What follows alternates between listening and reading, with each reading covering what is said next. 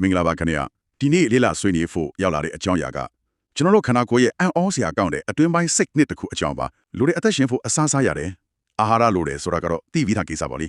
ေဒါပေမဲ့ဒီနေ့အတွက်ပေးထားတဲ့အရင်းမေကစိတ်ဝင်စားစရာမေးခွန်းတစ်ခုမေးထားတယ်ကျွန်တော်တို့ရဲ့ cell တွေကသူတို့ကိုယ်သူတို့ပြန်စားခြင်းဆိုတဲ့လုပ်ငန်းစဉ်နဲ့ကျန်းမာရေးကိုထိန်းသိမ်းနေတယ်ဆိုရင်ဟုတ်ပါတယ်ရှင်ဒီအကြောင်းကိုနားလည်ဖို့အတွက်ကျွန်တော်တို့အဓိကလေ့လာမှာကတော့ autophagy self eating for cellular health and longevity ဆိုတဲ့ဆောင်းပါးကောက်နှုတ်ချက်ပြပါမယ်ခင်ဗျဒီဆွေးနွေးမှုရဲ့ရည်ရွယ်ချက်ကတော့လေ autophagy ဆိုတဲ့စကားလုံးရဲ့နောက်ွယ်ကအဓိပ္ပာယ်ကိုနားလည်ဖို့ပါပဲသူဘလို့အလုပ်လုပ်တယ်လဲပြီးတော့ဒီအကြောင်းကိုဖော်ထုတ်ခဲ့လို့ Nobel ဆုရခဲ့တဲ့သိပ္ပံပညာရှင်ကဘာတူလဲပြီးတော့အရေးကြီးဆုံးကနေ့စဉ်ဘဝမှာဒီသဘာဝစနစ်ကိုဘလို့အထောက်အကူပြုနိုင်မလဲဆိုတာတွေကိုနားလည်ဖို့ပေါ့နော်ဟုတ်ကဲ့ဒါကခန္ဓာကိုယ်ရဲ့အစစ်မြင့်တန့်ရှင်ရေးနဲ့ပြန်လဲအသုံးပြုရေးစနစ်ကိုနားလည်အောင်ကြိုးစားတာပါပဲရှင်ကောင်းပါပြီခေါင်းစဉ်ကိုကြည့်အောင်နဲ့အပြင်စိတ်ဝင်စားစရာပဲ autophagy ကိုပြန်စားခြင်းဆိုတော့နည်းနည်းတော့ထူးဆန်းသလိုကြောက်စရာကောင်းသလိုပဲနော်ဟုတ်ပါတယ်အတန်ထွက်ကနည်းနည်းကြမ်းပေမဲ့သူ့ရဲ့အလုပ်လုပ်ပုံကအရန်ကိုတိမ်မွေ့ပြီးအရေးကြီးပါတယ်ဒီစကားလုံးရဲ့အရင်းမြစ်ကိုကြည့်ရင်ပိုရှင်းသွားပါလိမ့်မယ် Greek စကားကနေဆင်းသက်လာတာပါ auto ကကိုယ်တိုင် phaging ကစားသုံးခြင်းပေါ့auto နဲ့ phaging ပေါ့ဟုတ်တယ်ပေါင်းလိုက်ရင်ကိုစားသုံးခြင်းလို့အဓိပ္ပာယ်ရပါတယ်ဒါပေမဲ့ဒါဟာကိုဖြည့်ဆည်းတာမဟုတ်ပါဘူးဆဲတွေကသူတို့အတွင်းထဲမှာရှိတဲ့ဖြည့်ဆည်းနေတဲ့အစိတ်ပိုင်းတွေအလုံးမလုံးတော့တဲ့ protein တွေအဲ့ဒီလိုမလိုလက်တော့တဲ့အမိုက်တွေကိုစူးစီးပြီးဖယ်ရှားရှင်းလင်းတာပါဒါဆိုရင်ဒါကိုဒီလိုဥပမာပေးလို့ရမလားအိမ်မှာလိုပဲအမိုက်တွေပရိဖော်ကအဟောင်းတွေရှိလာရင်အပြင်ကိုလွန့်ပြမဲ့အစားအဲ့ဒီအဟောင်းတွေကိုပြန်ဖြုတ်ပြီးအသုံးဝင်တဲ့တစ်သားတန်တီအစိပ်ပိုင်းတွေကိုသုံးလို့ရတဲ့ပစ္စည်းအသစ်တွေဖြစ်ပြန်ပြောင်းလဲလိုက်တဲ့သဘောမျိုးပေါ့တိတိကျကျပါပဲအဲ့ဒီဥပမာကအရန်ကောင်းပါတယ်ရှင့်အဟောင်းတွေကိုရှင်းလင်းမှအသစ်တွေနေလာလဲရမယ်အရင်မလဲမကုန်တော့ဘူးဆိုတဲ့သဘောမျိုးဟုတ်ပါတယ်ဒါဟာ cell အဆင့်မှာဖြစ်နေတဲ့အလွန်အရေးကြီးတဲ့ပြုပြင်ထိန်းသိမ်းမှုစနစ်တစ်ခုပါဒီစနစ်တာကောင်းကောင်းအလုပ်မလုပ်ရင်ကျွန်တော်တို့ရဲ့ cell တွေထဲမှာပျက်စီးနေတဲ့ protein တွေအလုံးမလုံးတော့တဲ့အစိပ်ပိုင်းတွေစုပုံလာမယ်အချိန်ကြာလာတာနဲ့အမျှယောဂပြားရည်တွေဖြစ်ပေါ်ဖို့လမ်းစာဖြစ်လာနိုင်ပါတယ်ခန္ဓာကိုယ်ရဲ့အရေးအသွေးထိန်းချုပ်ရေး quality control ဌာနတစ်ခုလိုပါပဲဒီလောက်အရေးကြီးတဲ့စနစ်တစ်ခုကိုသိပ္ပံလောကကဘလို့မျိုးသိသိချာသိလာခဲ့တာလဲခင်ဗျာဆောင်းပါးထဲမှာဂျပန်သိပ္ပံပညာရှင်တယောက်အကြောင်းကိုအဓိကဖော်ပြထားတယ်မှန်ပါတယ်ရှင်ဇီဘပေရာပညာရှင်ဒေါက်တာယိုရှိနိုရီအိုဆူမီပါတကယ်တော့ autophagy ဆိုတဲ့အယူအဆက1960ခုနှစ်တည်းလောက်ကတည်းကရှိခဲ့ပြီးမယ်လေဟုတ်ကဲ့ဒါပေမဲ့ဒါဟာဘယ်လိုအလုပ်လုပ်တယ်ဘယ်ဂျီးတွေကထိန်းချုပ်တယ်ဆိုတဲ့ယန္တရားကိုဘယ်သူမှရှင်းလင်းမသိခဲ့ပါဘူးဆက်စုနှစ်ပေါင်းများစွာဒါဟာလျှို့ဝှက်ချက်တစ်ခုလိုဖြစ်နေခဲ့တာဒေါက်တာအိုဆူမီကဒီဖြစ်စဉ်ကိုသိပ္ပံနီးကျမျက်မြင်သက်သေပြနိုင်ခဲ့တဲ့ပထမဆုံးလူပါပဲဒီနေရာမှာတကယ်စိတ်ဝင်စားဖို့ကောင်းတာကသူကလူဆဲလို့ရှုပ်ထွေးတဲ့အရာနဲ့မဟုတ်ပဲကျွန်တော်တို့ပေါင်မဖို့တဲ့သေးသေးဆဲရီးဆဲနဲ့ဆန်းတက်ခဲ့တယ်လို့ဆိုထားတယ်အဲ့ဒါကဘာလို့ထူခြားသွားတာလဲဟုတ်ပါတယ်အဲ့ဒီမှာပဲသူ့ရဲ့ထက်မြက်မှုကိုတွေ့ရတာပါတေးသေးဆက်ဟာလူဆဲတွေနဲ့အခြေခံဖွဲ့စည်းပုံမျိုးပြီးစားတော်တော်များများဆင့်တူပါတယ်သူတော့အဲ့ဒီတဆေး cell လေးကိုအစာငတ်ခါလိုက်တဲ့အခါ cell အတွင်းမှာအမိုက်တီကိုစူးစီးပြီးဖျက်ဆီးတဲ့အင်ငယ်လေးတွေ autophagosomes ဘုနာအဲ့ဒါတွေဖြစ်ပေါ်လာတာကိုအနုကြီးမှန်ပြောင်းအောင်မှမြင်နိုင်အောင်တရုပ်ပြခဲ့တယ်တကယ်ကိုမြင်တွေ့အောင်ပြလိုက်တာပေါ့ဟုတ်ပါတယ်သူက autophagy ဖြစ်စဉ်ကိုထိန်းချုပ်နေတဲ့မျိုးပြီးဆဲတွေကိုပါဖော်ထုတ်နိုင်ခဲ့တယ်ဒီရှာဖွေတွေ့ရှိမှုက cell တွေအသက်ရှည်ကျန်းမာရေးအတွက်ဘလောက်အရေးပါလဲဆိုတာကိုတကောက်ဖွင့်ပေးလိုက်တယ်လို့ပါပဲဒါကြောင့်မင်းသူဟာ2016ခုနှစ်မှာစိတ်ပညာဆိုင်ရာ Nobel ဆုကိုရရှိခဲ့တာပါရှင်ကောင်းပြီတဆေးဆက်မှာတက်တည်ပြနိုင်ခဲ့ပြီဆိုတော့ဒီ system ကလူခန္ဓာကိုယ်တော့ဘာတွေကောင်းကျိုးပေးတယ်လဲဆိုတာကိုစက်ကြည့်အောင် so what ပေါ့နော်ဒီကိုယ်တိုင်တန်းရှည် system ကကျွန်တော်တို့ကြမှာရတော့ဘလို့အကျိုးပြုတာလဲဒီမေကုန်းတာအရေးကြီးဆုံးပါပဲစောင်းမမှာအဓိကအဖြစ်အကျိုးကျေးဇူး၃ခုကိုအတားပေးဖော်ပြထားတာပါတယ်ပထမတစ်ခုကတော့ cell အသစ်တွေကိုပြန်တည်ဆောက်နိုင်စွမ်းပါ cell အသစ်တွေပြန်တည်ဆောက်တာဟုတ်တယ် autophagy ဖြစ်စဉ်မှာပျက်စီးနေတဲ့ cell အပိုင်းတွေကိုဖျက်ဆီးလိုက်တဲ့အခါအဲ့ဒီကနေရတဲ့ amino acid လိုမျိုးအခြေခံကုန်ကြမ်းတွေကို cell အသစ်တွေတည်ဆောက်ဖို့အတွက်ပြန်လည်အသုံးပြုပါတယ်အလင်းဟလာစာမဖြစ်စေဖို့ပေါ့ဟုတ်ပါတယ်အရင်အမြစ်ကိုအကောင်းဆုံးအသုံးချတာပါစွမ်းအင်ချွေတာရေးစနစ်တစ်ခုလို့ပေါ့ရှင်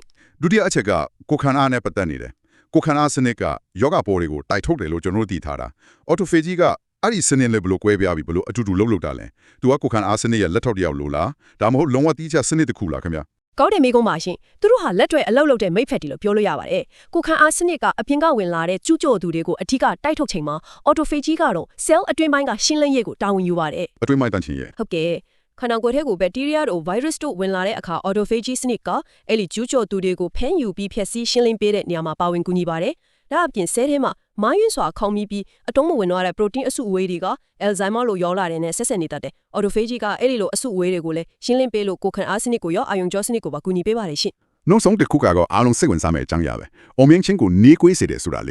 ဒါကဘယ်လိုဖြစ်နိုင်ရတာလဲဟုတ်ပါတယ်အသက်ကြီးလာတာနဲ့အမျှကျွန်တော်တို့ရဲ့ autophagy စနစ်ကအရင်ကမတက်ကြွတော့ဘူးအဲ့ဒီအခါမှာဆဲစစ်မှာအမိုက်တွေစုပုံလာတာကအမြင့်ချင်းရုပ်ချင်းရဲ့လက္ခဏာတစ်ခုပါဆဲထဲမှာအမိုက်တွေများလာတာပေါ့ဟုတ်တယ်အရေးပြားတွန့်လာအစစ်အမြစ်တွေနာကျင်လာမှညံကြဆင်းလာတွေရဲ့နောက်ွယ်ကအကြောင်းရင်းတွေထဲမှာဆဲတွေကောင်းကောင်းအလုံးမလုံးနိုင်တော့တာလည်းပါဝင်ပါတယ် autophagy စနစ်ကကောင်းကောင်းအလုပ်လုပ်နေမယ်ဆိုရင်ဒီအမိုက်တွေကိုပုံမှန်ရှင်းလင်းပေးတဲ့အတွက်ဆဲလ်တွေရဲ့လုပ်ငန်းဆောင်တာတွေကိုပုံမကောင်းမွန်စေပြီးအိုမေးမှုကိုနှေးကွေးစေနိုင်ပါတယ် ကိုခန္ဓာကိုယ်ကိုအတွင်းပိုင်းကနေအမြဲတမ်းပြုပြင်မွမ်းမံပြီးနူပြိုခြင်းမအောင်ထိမ့်သိမ့်ပေးနေတဲ့တဘာဝစနစ်တစ်ခုလို့ဆိုလိုတာပေါ့ အတိအကျပါပဲရှင် ဒါကတော်တော်ထူးဆန်းတယ်ကျွန်တော်ကအမြဲတမ်းအာဟာရဖြစ်အောင်စားတာကပဲကျန်းမာရေးအတွက်အကောင်းဆုံးလို့ထင်ခဲ့တာအခုကျတော့ခန္ဓာကိုယ်ကိုအစာငတ်အောင်ခဏထားပေးတာကသူ့ဘာဓာတုပြန်လည်ပြုပြင်ဖို့အခွင့်အရေးပေးရရောက်တယ်ဆိုတဲ့သဘောကိုနားလည်လာတယ် ဟုတ်ကဲ့ ဆိုတော့ဒီလောက်ကောင်းတဲ့စနစ်ကိုဘယ်လိုမျိုးအသက်ဝင်အောင်လုပ်ရမလဲဆိုတာကအရေးကြီးဆုံးပဲဆောင်းပါးထဲမှာလက်တွေ့ကျတဲ့နီလန်းတွေကိုအကြံပြုထားတယ် မှန်ပါတယ်ရှင်ဒါကအရင်အရေးကြီးတဲ့အချက်ပါဒီအကြံပြုချက်တွေကစေဝါမဟုတ်ပါဘူးခန္ဓာကိုယ်ရဲ့တဘာဝစနစ်ကိုအထောက်အကူပြုမဲ့နေထိုင်မှုပုံစံတွေပါပဲ ဟုတ်ကဲ့ ဆောင်းမမအချက်6ချက်ဖော်ပြထားတာပါပထမဆုံးနဲ့အထီရောက်ဆုံးလို့ပြောကြတာကတော့အစာစားခြင်းကိုစနစ်တကျထိန်းညှိခြင်းပါဥပမာ12နာရီကနေ16နာရီလောက်အစာမစားဘဲနေရမျိုးပေါ့ intermittent fasting အပေါ်စားပါနော် တနေ့ကို16နာရီလောက်အစာမစားဘဲနေရမယ်ဆိုတာကလူတိုင်းအတွက်တော့မလွယ်လောက်ဘူးထင်တယ်အလုပ်ကုန်နေတဲ့သူတွေအားအင်လိုတဲ့သူတွေအတွက်အားနည်းသွားတာမျိုးအာယုံဆိုင်လို့မရတာမျိုးမဖြစ်နိုင်ဘူးလား ကောင်းတဲ့ထောက်ပြချက်ပါပဲအဲ့ဒါကောင်မဲ့ဆောင်းမမှာ intermittent fasting အပေါ်စားလို့သုံးထားတာပါအစွန်းရောက်ဖို့မလိုပါဘူး ဩ ဥပမာည8နာရီနောက်ဆုံးစားပြီးနောက်နေ့မနက်8နာရီထိဘာမှမစားဘူးဆိုရင်ဒါ12နာရီအစရှောင်ပြီးသားဖြစ်သွားပါပြီ ဟုတ်ကဲ့ဒါဆိုရင်တော့ဖြစ်နိုင်ပါတယ် ဒါမှမဟုတ်မနက်စာကိုနည်းနည်းနောက်ကျမှစားပြီးမွန်းတဲ့12နာရီမှစားမယ်ဆိုရင်16နာရီပြည့်သွားပြီအဓိကအချက်ကတော့ခန္ဓာကိုယ်ရဲ့အစာချေစနစ်ကိုအနာပေးဖို့ပါပဲအစာချေစနစ်အနာရချိန်မှာခန္ဓာကိုယ်ကအပြင်ကအစာစွန့်အင်မလာတော့ဘူးအတွင်းမှာရှိတာတွေကိုရှင်းလင်းရေးလုပ်ပြီးစွန့်အင်ရှာမှဖြစ်မယ်ဆိုတဲ့အချက်ပြမှုအခုပေးလိုက်တာနဲ့တူပါတယ် အတွင်းရှင်းလင်းရေးစနစ်ကိုခလုတ်နေလိုက်တော့ပါ ဟုတ်ပါတယ်ဆက်ဆက်ချက်မှာနည်းနည်းအားပြုတ်လို့ခံစားရနိုင်ပေမဲ့ရက်အနေငယ်အတွင်းခန္ဓာကိုယ်ကအာရီကိုအလွန်လက်လျောညီချွေဖြစ်တော့ပါတယ်ရှင် ဒုတိယအချက်ကတော့အလွန်အမြင့်မစားသုံးခြင်းဆိုတာပဲဒါကဂျပန်လူမျိုးတွေရဲ့ဟာရာဟာချီဘူးဆိုတဲ့အယူဆနဲ့နည်းနည်းဆင်တယ်လို့ပဲနော်80ရာခိုင်နှုန်းလောက်ပြည့်ရင်ရပ်လိုက်တာမျိုးပေါ့ တော်တော်လေးနီးစပ်ပါတယ်ဘိုက်ခမဲတင်းပြင်းနေအောင်စားတာမျိုးကိုရှောင်ပြီးနည်းနည်းလိုသေးတယ်ဆိုတဲ့အစ်စ်မှာရက်တန့်ဖို့အကြံပြုထားတယ် ဘာကြောင့်လဲခင်ဗျာ ဘာလို့လဲဆိုတော့အဆိုင်သေးကိုအမြဲတမ်းအစာအသစ်တွေတွင်းနေရင်ခန္ဓာကိုယ်ကအဲ့ဒီအသစ်တွေကိုခြေဖြတ်ဖို့တူလောင်ဖို့ပဲအာယုံစိုက်နေရပြီအတွင်းမိုက်တန်ရှင်းရေးလုပ်ဖို့အချိန်နဲ့စွန့်ရင်မရတော့ဘူးလေဆိုတော့ autophagy system ကအလုံးမလုံးပဲပိတ်နေတတ်ပါတယ် ဒုတိယချက်ကတော့အားကစားလုပ်ခြင်းပါဒါကတော့လူတိုင်းသိပြီးသားကျန်းမာရေးတတိပညာတစ်ခုပဲမဲ့ autophagy နဲ့ဘလို့တိုက်ရိုက်ဆက်ဆက်နေလဲဆိုတာကိုဒီရှုထောင်းကနေကြည့်ရတာစိတ်ဝင်စားဖို့ကောင်းတယ် ဟုတ်ပါတယ်အားကစားလုပ်တယ်ဆိုတာ calorie long jump ဖို့လောက်ပဲကျွန်တော်တို့တွေးမိကြတယ်လေ ဟုတ်တယ် ဒါပေမဲ့ဒီအမြင်အရဆိုရင်ဒါဟာကျွန်တော်တို့ရဲ့ cell တွေကိုတမင်တကာအကျိုးရှိတဲ့ physi မှု beneficial stress ပေးလိုက်တာနဲ့တူတယ်လေ့ကျင့်ခန်းလုပ်တဲ့အခါမှာကြွက်သား cell တွေမှာအနည်းငယ်ပျက်စီးမှုတွေ micro tears ဖြစ်ပေါ်ပါတယ် ကြွက်သားတွေနားတယ်ဆိုတာအဲ့ဒါပေါ့ ဟုတ်တယ်ဒါဟာမကောင်းဘူးလို့ထင်ရပေမဲ့တကယ်တော့မင်းတို့နည်းနည်းပျက်စီးသွားပြီအခုချက်ချင်းတန်းရှင်းရလို့ပြီးပိုတောင်မအောင်ပြင်စင်တော့ဆိုလဲအမိန်ပေးခလုတ်ကိုနှိပ်လိုက်တယ်လို့ပါပဲဒါကလေ့ကျင့်ခန်းလုပ်ခြင်းရဲ့နောက်ွယ်က cell အဆင့်ဇီဝကမကိုလုံးဝကိုမြင်တဲ့နဲ့မြင်စေပါတယ်ရှင် လေ့ကျင့်ခန်းလုပ်ပြီးပျက်စီးသွားတဲ့ cell တွေကိုပြန်ပြင်ဖို့ခန္ဓာကိုယ်ကအချိန်လုံးမှာပဲဒါဆိုရင်ကျွန်တော်တို့ဘာမှမလုပ်ဘဲအနားယူနေတဲ့အဲ့ချိန်ကဒီ autophagy ဖြစ်စဉ်အတွက်အရေးကြီးဆုံးအချိန်လို့ပြောလို့ရမလား အတိအကျပါပဲအဲ့ဒါစတုထအချက်ပါတညကို6နာရီကနေ8နာရီလောက်ကောင်းကောင်းအိပ်ဆက်ဖို့လိုအပ်တယ်လို့ဆိုထားတယ် အဲ့ချိန်ကပြုပြင်ရေးအချိန်ပေါ့ ဟုတ်ပါတယ်ခန္ဓာကိုယ်ရဲ့ညဆိုင်ပြုပြင်ရေးအဖွဲအလုပ်လုပ်တဲ့အချိန်မှာအထူးသဖြင့်ဦးနှောက်ထဲမှာတနေ့တာလုံးစုပုံလာတဲ့အစိတ်အတောက်တွေကိုရှင်းလင်းတဲ့ glymphatic system ဟာအဲ့ချိန်မှာအထူးကအလုပ်လုပ်ပါတယ် autophagy ဖြစ်စဉ်ကလည်းဒီအချိန်မှာပိုပြီးတက်ကြွပါတယ် ဒါကြောင့်ကောင်းကောင်းအိပ်ဖို့ကအရေးကြီးတာကို ဟုတ်ပါတယ်ရှင် cell အဆင့်တန့်ရှင်းရေးတဲ့မရှိမဖြစ်ပါပဲ နောက်တစ်ချက်ကတော့အစားအစာရွေးချယ်စားသုံးခြင်းပါဟင်းသီးရွက်ချက်ဥငါပဲစားတဲ့ protein တွေကိုဦးစားပေးပြီးတကြားနဲ့ junk food တွေကိုရှောင်ဖို့အကြံပြုထားတယ်ဒါကတော့ရေပြည့်ကျန်းမာရေးအကြံပြုချက်နဲ့တူနေပြန်ရော တူပေမဲ့သူ့နောက်ွယ်ကအကြောင်းပြချက်ကပိုပြီးတိကျသွားပါတယ်ရှင်အစားအစာကခန္ဓာကိုယ်တော့ကုန်ကျန်းနေပဲလေကောင်းမွန်တဲ့ကုန်ကျန်းတွေထည့်ပြီးရင်ခန္ဓာကိုယ်ကကောင်းမွန်စွာအလုပ်လုပ်နိုင်မှာပါ ဟုတ်ကဲ့ တကြားတက်များတဲ့အစားအစာတွေပြုလျင်ထားတဲ့ junk food တွေကခန္ဓာကိုယ်ထဲမှာရောင်ရမ်းမှု inflammation တို့ကိုဖြစ်စေပြီး cell တွေကိုပိုပျက်စီးစေနိုင်မှာပါ cell တွေပိုပျက်စီးလေ autophagy စနစ်ကအလုပ်ပိုလုပ်ရလေဝင်ပြီးလေဖြစ်လာပါတယ် အိုးသူအလုပ်ပုံမရှုပ်စစ်ဖို့အတကောင်းတာတွေရွေးစားမယ်ဆိုတဲ့သဘောပေါ့ ဟုတ်ပါတယ်အဲ့ဒီလိုအထောက်အကူဖြစ်စေမဲ့အာဟာရပြည့်ဝတဲ့အစားအစာတွေကိုရွေးချယ်ဖို့အရေးကြီးပါတယ်ရှင် နောက်ဆုံးအချက်ကတော့စိတ်ဖိစီးမှုရောချောခြင်းပါဒါကခန္ဓာကိုယ်ကျန်းမာရေးထက်စိတ်ကျန်းမာရေးနဲ့ပိုဆိုင်နေလို့ထင်ခဲ့တာ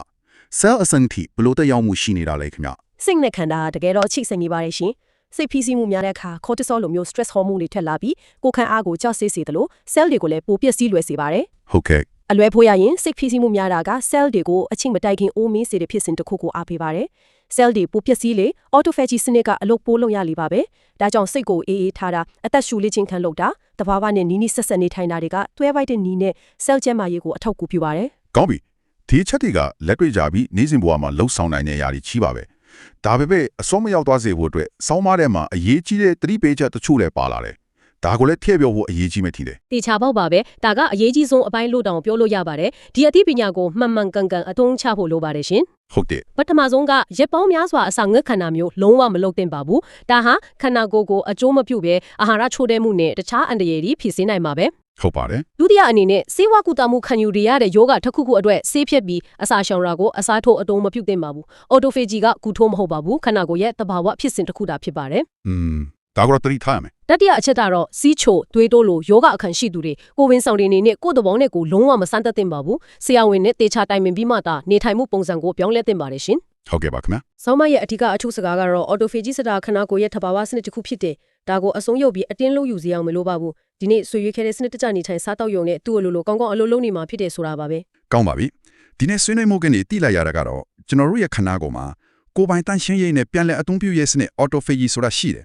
နိုဘယ်ဆုရတိပြန်ပညာရှင်ကတော့အတိအမပြုထားတဲ့ဒီစနစ်ကိုအထောက်အကူပြုမှုအစားစားခြင်းကိုတတိထားတာလေ့ကျင့်ခန်းလုပ်တာကောင်းကောင်းအိပ်စက်တာလို့ရိုးရှင်းတဲ့နေထိုင်မှုပုံစံနဲ့လှုပ်ဆောင်နိုင်တယ်ဆိုတာပါပဲ ။ဟုတ်ပါတယ်ရှင် ဒါဟာကျမ်းမာရေးအကြံပြုချက်တည်းရဲ့နောက်ွယ်ကဘာကြောင့်လဲဆိုတဲ့အဖြစ်တစ်ခုကိုပေးလိုက်တယ်လို့ပါပဲခင်ဗျာ ။ဒီအကြောင်းအရာနဲ့ဆက်သွေးစရာမေးခွန်းတစ်ခုချန်ခါခဲ့ခြင်းပါတယ်ရှင်။ဒီနေ့ခေတ်လိုအချိန်မရွေးအသင်စားအာဟာရတွေရောက်နိုင်ပြီ24နိုင်မိရောက်နေအောင်မှနေထိုင်စိတ်ဖိစီးမှုများတဲ့လူနေမှုပုံစံတွေကခန္ဓာကိုယ်ရဲ့ဒီအရေးကြီးလာတဲ့ကျန်းမာရေး system ကိုမတော်တဆပိတ်ထားတယ်လို့များဖြစ်နေမလား စဉ်းစားစရာပဲ ။ဒီနည်းအားဖြင့်ကျွန်တော်ရဲ့ခေတ်သစ်လူနေမှုပုံစံက cell တွေရဲ့တန်ရှင်းရေးလုပ်သားတွေကိုအမြဲတမ်းအနားယူခိုင်းထားတယ်လို့ဖြစ်နေမလားပေါ့ သူတို့ကအလိုမလုပ်ခိုင်းပဲထားတယ်လို့ပြော ဟုတ်ပါတယ်အဲ့ဒီတော့ကိုယ့်ရဲ့ cell တွေကိုတန်ရှင်းရေးလုပ်ဖို့အခွင့်အရေးပေးနိုင်မယ်ဘယ်လိုသိငယ်တဲ့အပြောင်းလဲတစ်ခုကိုဒီတစ်ပတ်အတွင်းစတင်လှုပ်ဆောင်ကြည့်နိုင်မလဲဆိုတာတွေးကြည့်ဖို့ပါပဲဥပမာညစာကိုနာရီဝက်လောက်စောစားကြည့်တာမျိုး ဒါမှမဟုတ်မနေ့ကမှ15မိနစ်လောက်ဖုန်းမထုံးပဲလမ်းထွက်လျှောက်ကြည့်တာမျိုးကနေစလို့ရနိုင်မှာလေခင်ဗျာ